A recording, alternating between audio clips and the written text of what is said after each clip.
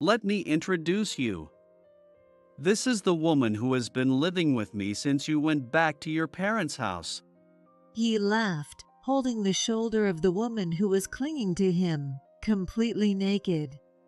While I was at my parents' house for the birth of our twins, my husband had moved his mistress into our home. The mistress acted as if she had always lived there. It's your fault for getting pregnant. You don't do any housework, and you won't even be with me at night. There's no point in staying married. My husband had insisted that pregnancy wasn't an illness when my morning sickness was severe. He despised me for becoming a housewife, calling me useless.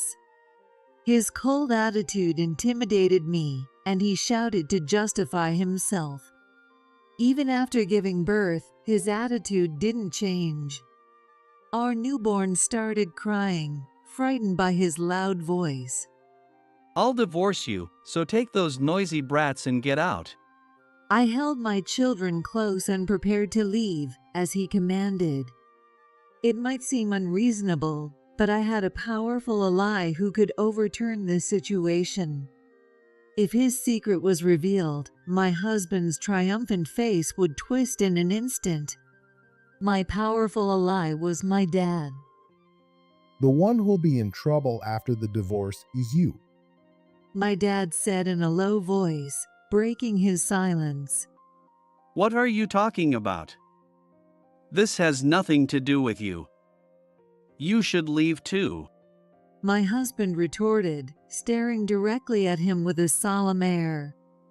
You don't know anything, do you? Immediately, my dad's words caused my husband and his mistress to turn pale. My name is Jane. I'll be 60 this year. I have twin children, a boy named Ethan and a girl named Claire. I named them with the hope that they would grow up to be straight and kind-hearted, inspired by sound and light. Their dad's name is Michael. We met when I was in college, and he was 3 years ahead of me. Michael had lost his parents early and supported himself through scholarships and part-time jobs. He was an excellent student and very handsome, but he kept a low profile to avoid attention from women at the college. Despite his young age and hardships, he was determined to carve out his own path. And I admired and had special feelings for him. My persistent efforts paid off, and we started dating when I was a sophomore and he was in graduate school. Our relationship was smooth even after Michael graduated and started working. He landed a job at a well-known financial company, both domestically and internationally. Michael, who is active as a salesperson at a company generally considered difficult to get a job at, had a higher annual income compared to others of his generation, and was often the object of envy. Working at a major corporation was a source of pride for Michael. However, after a while his personality began to change. In college, he lived quietly to avoid standing out, but after starting his job, he began to spend money extravagantly, and his behavior became flashier. Since it's a sales position, I guess he can't do anything that seems cheap. I sometimes found his actions suspicious, but at the time, I was blinded by my admiration for my talented boyfriend. After I graduated, I started working as a secretary at a real estate company. 2 years later, I found out I was pregnant. Michael acknowledged the pregnancy, and we soon got married. I thought I was at the peak of happiness, but not everything was rosy. At 2 months pregnant, I was hit with severe morning sickness. It was so bad that I could hardly get out of bed and had to take frequent leave from work. At that time, maternity leave policies were not as developed as they are now, and many women resigned when they got married or had children. I didn't want to cause any more trouble for my company. I'll focus solely on protecting my unborn child now. With that thought, I decided to quit my job and spend the rest of my pregnancy quietly. Michael didn't seem to think well of this decision. When he came home from work, he sighed at the sight of me lying in bed. Are you slacking off again? The room's a mess, and there's no dinner. You've been like this since you got pregnant. I was throwing up all day today, too. I can't even keep water down. I'm worried if my twin babies are growing healthily every day. Pregnancy isn't an illness, right? Yet you quit your job. I don't accept that. You can't even do one house chore for me, working late every night. You're useless. That's not. At that time, Michael truly despised me for becoming a housewife.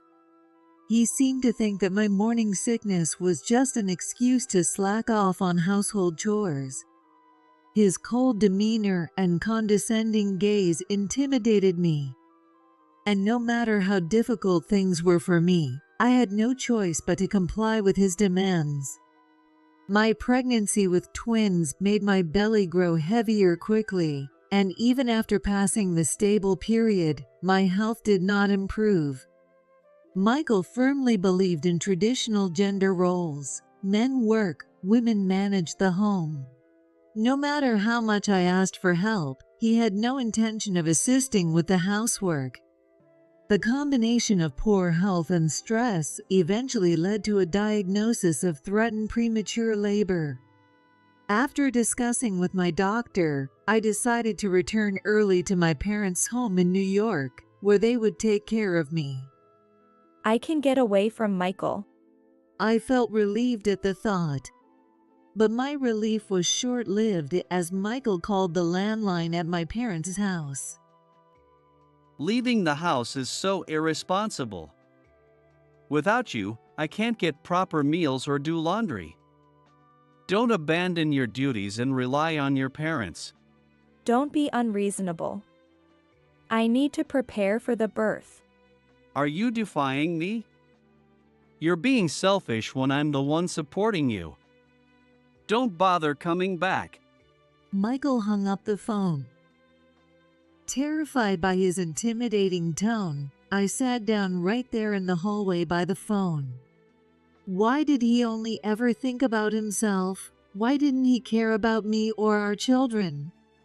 Where did the Michael I once respected go? I was so confused. Jane, what's wrong? My dad noticed something was off and gently helped me up. My dad, always kind and gentle, placed a hand on my shoulder, helping me stand. Overwhelmed by his warmth, I broke down in tears. My dad called my mom, and they both took the time to talk with me. Slowly, I shared everything that had happened. The emotional abuse I received from Michael during my pregnancy. If it continues after the birth, it might harm not only me but also my children. I'm scared and live in fear every day. I admitted to my parents that I was considering our divorce. And I ended by saying, I'm sorry for being such a disappointment. My parents listened quietly until I had calmed down, and then my dad spoke. If you want a divorce, that's fine. This is your home too, and you can always come back. There's no need to apologize. We'd rather hear words of gratitude. It makes your mom and me feel better. My dad smiled, lightening the mood, and my mom smiled shyly beside him. Their smiles lifted a weight off my shoulders, and for the first time, I felt genuinely reassured. I wanted to show my children the same love my parents showed me. I wanted to protect them and hear them say, "Thank you." That would make me truly happy. For the first time since becoming pregnant, I felt optimistic. Michael didn't contact me again after that. I couldn't return home, so I had no idea what kind of life he was leading, and I didn't have the courage to reach out to him. A few months later, I gave birth to healthy twins a little earlier than expected. A boy named Ethan and a girl named Claire. These were the names I had thought of early in my pregnancy. When I mentioned them to Michael, he had said, "It's up to you," showing no interest. So I named them on my own. My parents loved the names and called their grandchildren affectionately. My dad called Michael to inform him of the birth, but he declined to visit, claiming he was too busy with work. As a first-time mother, taking care of 2 babies at once was overwhelming. Without my parents' support, I couldn't have managed on my own. Even a month after the birth, Michael hadn't come to see his children. I planned to return home after the first month, and my dad had informed Michael of this, but Michael never came to pick us up. So my dad drove me, Ethan, and Claire to our house where Michael was. I felt a bit scared to see Michael again after so long, but I thought that with my dad there, he wouldn't treat me coldly. Maybe seeing the children would bring out his paternal side. With these faint hopes, I stood at the front door with Claire in my arms while my dad held Ethan. Nervously, I opened the door and was shocked by what I saw. There, next to Michael's leather shoes, was a pair of high heels. Shoes that I absolutely didn't wear during my pregnancy. I knew those shoes weren't mine. I was stunned. This meant Michael was inside with another woman.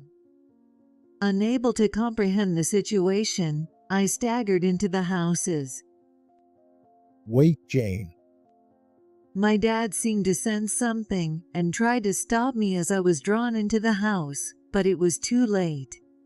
When I opened the living room door, Michael was sitting close to a young woman, likely the owner of the high heels.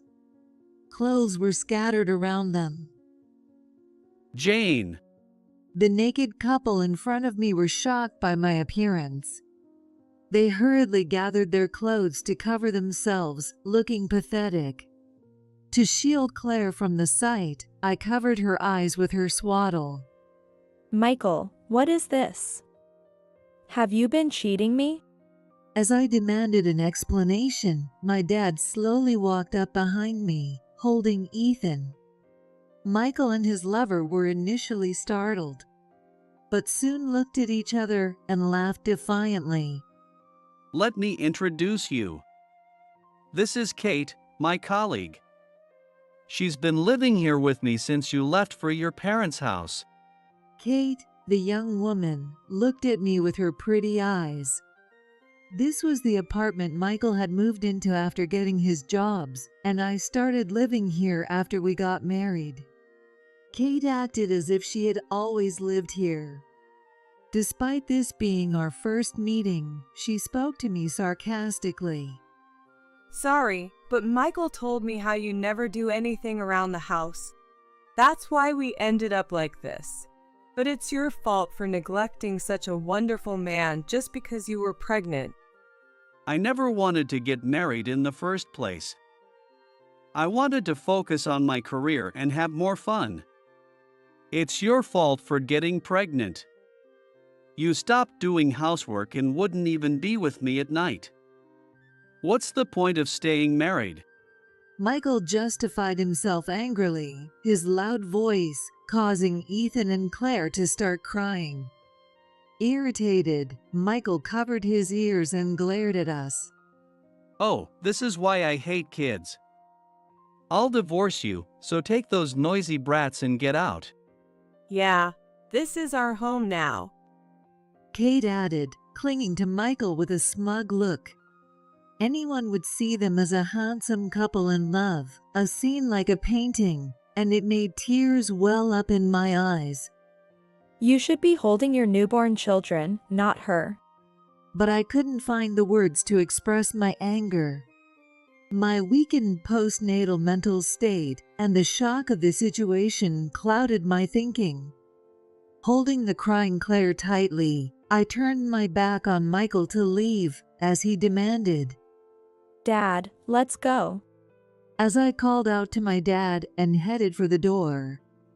Wait. The one who'll be in trouble after the divorce is you, Michael. My dad, who had been silent until now, began to speak in a low voice. His tone was so unlike his usual gentle manner. He stared straight at Michael with an air of authority. What are you talking about? This is none of your business. Just leave with Jane. You two work at the same company, right? Yes, we work at a prestigious firm. You'd never get a job there, old man. So, it's an office affair. Is that right? My dad calmly confirmed with Michael, unaffected by Kate's insults. Michael, irritated by my dad's attitude, snapped. What the hell is your problem? If you've got something to say, just spit it out. You don't know anything, do you? It's a good thing I brought my business cards today. My dad handed Ethan to me and pulled a business card from his pocket. Reluctantly handed to Michael. Michael's face turned pale as he read it. You are a corporate attorney? Yes. I'm the legal advisor for several major firms in New York, including the MU Group, where you work. That's impossible. It's true. I've been with the MU Group for years, and I also helped you get that job. What? What do you mean? Everyone was stunned by my dad's revelation. When Michael was job hunting, my family and he had dinner together, and he had talked about his dream of working at the MU Group. I liked Michael. He had big dreams and worked hard for them. Even if he wasn't dating Jane, I wanted him to succeed, so I put in a good word for him with the MU Group's hiring team. I didn't know. I respected your pride, so I kept it a secret. But it seems I was mistaken. What do you mean? An office affair goes against the clean, proper image the MU Group strives for. If it gets out, it could harm the company's reputation and client trust. I've also been concerned about your treatment of my daughter, so I've had you investigated. Here are the findings. My dad pulled out photos and documents from his briefcase, detailing Michael's misdeeds. I had no idea my dad had been doing this. What is this? It seems you've been doing whatever you wanted at the office, hitting younger employees and touching female colleagues. You managed to hide it well, but one brave employee came forward and your misconduct was exposed. This can't be happening. Your punishment has already been discussed internally. The notice will come soon, but you'll likely be fired. No way. And earlier, you told my daughter to leave this house. If anyone should leave, it's you two. This apartment belongs to me. What? When you started living here, the previous owner wanted to sell due to old age, so I bought it. Notices were sent to all tenants, but it seems you didn't see it. I don't want to resort to drastic measures, but if you continue to mistreat my daughter and occupy this place, I will issue an eviction order. My dad revealed one shocking fact after another. Michael was speechless, unable to comprehend what was happening. Kate clung to Michael, seeking help. But no one could stop my dad now. You dare to smear my name and mistreat my beloved daughter and newborn grandchildren. I won't forgive you. Prepare yourself. Damn it. Michael, I'm divorcing you. My dad and I will ensure you pay alimony and child support. Kate, you'll be paying alimony too. No. I spat out those words, shielding my babies from Michael as I left. I saw him, on his knees, shaking his head in frustration. Thus, my divorce from Michael was finalized. Facing my dad's wrath, Michael was fired from his job, evicted from the apartment, and left struggling to survive. According to my dad, Kate, who was only interested in Michael's income, abandoned him when he lost everything. The alimony was paid into my account by Kate's parents, who were furious with her and disowned her. Kate was also fired from her jobs and was struggling financially, but her family refused to help when she sought their assistance. Desperate for money, Kate ended up working in a nightclub. After the divorce, I stayed at my parents' house with my children. Although I considered becoming independent, my parents suggested I stay with them to help raise the twins. Watching Ethan and Claire sleep peacefully beside me, I thanked my dad. Dad, thank you so much for helping me back then. It's all right. Hearing your gratitude makes me feel like I protected you well. Is that so? You'll understand one day. At the time, I didn't fully grasp my dad's words. He emphasized gratitude over apology. Ethan and Claire grew up to follow their kind grandfather's teachings, expressing thanks without hesitation. Nearly 20 years later, my dad passed away. He was diagnosed with cancer 2 years prior, but it was already too late. He lived with a smile until his end. During his funeral, I continuously thanked him in my heart. Around the same time, Michael stopped paying child support. He was supposed to pay until the children graduated college, but the payments gradually ceased until they stopped entirely, as if timed with my dad's passing. With no contact, I have no idea where he is or what he's doing now. I lost contact with Michael and, needing to care for my elderly mom, couldn't search for him. Fortunately, my dad left a substantial inheritance, enabling Ethan and Claire to pursue their dreams in college. 10 years after Michael disappeared, Ethan and Claire turned 30. With my mom gone and the children moved out, I sold the family home and began living alone. One warm day in May, the doorbell rang. It was Ethan. "What brings you here, Ethan? Are you off work today?" Yeah, it's my day off. I brought your favorite cake. Let's eat together. "That's a rare treat. Thank you. Come on in." I invited Ethan inside and began preparing tea. After graduating from college, Ethan became a successful surgeon at a large hospital in New York. When he learned my dad had terminal cancer, he chose to become a doctor to help as many people as possible. I worried about his lack of days off and his health, but he found great fulfillment in dedicating his life to his patients. I was proud of my son.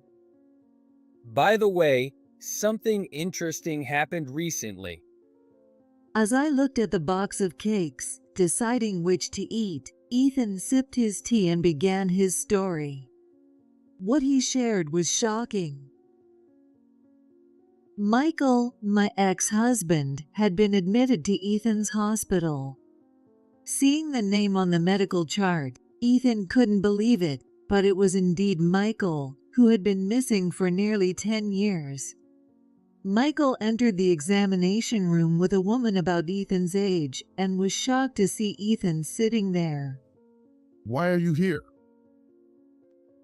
Well, I'm assigned to be your surgeon. You've got to be kidding. Before the child support stopped, Michael had occasional visits with his children. Recognizing Ethan's face and the distinctive mole under his eye, Michael realized the doctor was his son. He suddenly became fearful and began pleading with the nearby nurse. Please, transfer me, or get me a different doctor. He'll kill me. What's wrong with you?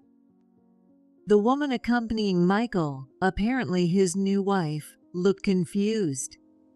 Michael clung to her, loudly confessing his past deeds. I abandoned him. I neglected him and his mom to have my affair. I ran away without paying child support after my scary father-in-law died. He must hate me, right? Do I hate you? Yes, I do. I knew it. You're going to botch the surgery on purpose for revenge. Please, don't kill me. I'll repay the unpaid child support with interest somehow. In a complete panic, Michael revealed everything without being asked. His new wife, unaware of his past, was initially stunned by his outburst, but soon left, disgusted. Michael was then escorted out by the nurse. The commotion was loud enough to be heard outside the examination room, attracting the attention of other patients. That's not a funny story. I was stunned, placing my hand on my forehead. I never imagined such a coincidence. I felt sorry for Ethan, having been dragged into this mess by my ex-husband's foolishness. Even if I hated him, I intended to do my job properly. But because of the commotion, I had to be removed from the case. Of course. There's more to the story. Do you want to hear it? Suddenly, Claire, my daughter, interrupted our conversation. Apparently, I forgot to lock the door after Ethan arrived, and Claire scolded me for it. What do you mean, more to the story? His new wife came to me for a divorce consultation. She wants a lot of alimony. Claire had become a lawyer. She dreamed of being like her grandfather and passed the bar exam while still in college. Now, she worked at a law firm near my houses, preparing to start her own practice. Recently, Michael's new wife, unaware of who Claire was, came to her for advice after discovering her husband's previous marriage. It was an unbelievable coincidence for the second time. When she told me her husband deceived her and I asked for his name, I couldn't believe it. I connected the dots after hearing Ethan's hospital story. That's unfortunate. By now, the man must have realized his mistakes, don't you think? The man refers to Michael. It's clear from the way they speak about him that neither Ethan nor Claire has forgiven him enough to call him father after he abandoned us. As Claire moved the cakes Ethan brought onto plates, she answered Ethan's question with an exasperated tone. Apparently, he hasn't learned his lesson at all. I've seen through my work that people who cheat tend to do it repeatedly. So, I recommended a detective agency to his new wife, and they found out he was involved with other women too. What a scumbag. Since he's hopeless, I handed the case over to a senior colleague who specializes in divorce. I have almost no memories of him doing anything fatherly, so I don't feel sorry for him at all. I agree. I never felt sad about not having a dad. I had mom, and our grandparents were always kind to us. Ethan and Claire laughed as they spoke. If my dad hadn't stood up to Michael and his mistress that day, I might have ended up raising my children in a terrible environment. I'm deeply grateful to my parents for all the love they gave to my grandchildren. At the same time, I often feel that my children grew up well not because of my efforts. I sometimes worry if I did enough for them as their mom. By the way, Claire, what happened with that? It should be arriving soon.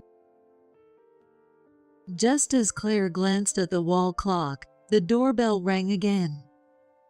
As I started to get up, Ethan stopped me, and Claire went to the door. Ethan smiled at me, amused by my curiosity. When Claire returned, she was holding a bouquet of red carnations.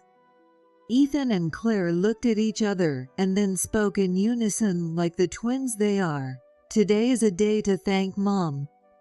A few months later, probably still shaken by his encounter with Ethan, Michael transferred the overdue child support into my account in a lump sum without any word.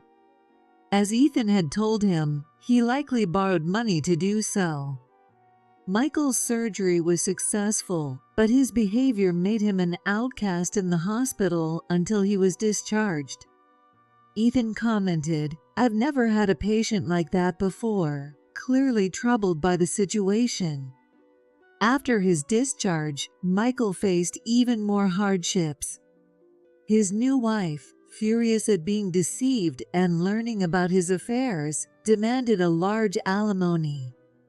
With Claire handling the case, Michael couldn't escape and had to borrow money again to pay up.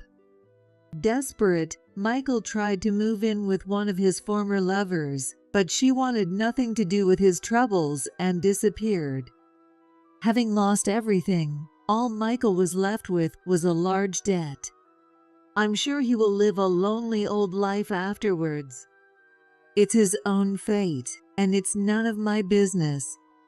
Years passed, and both Ethan and Claire met wonderful partners and got married.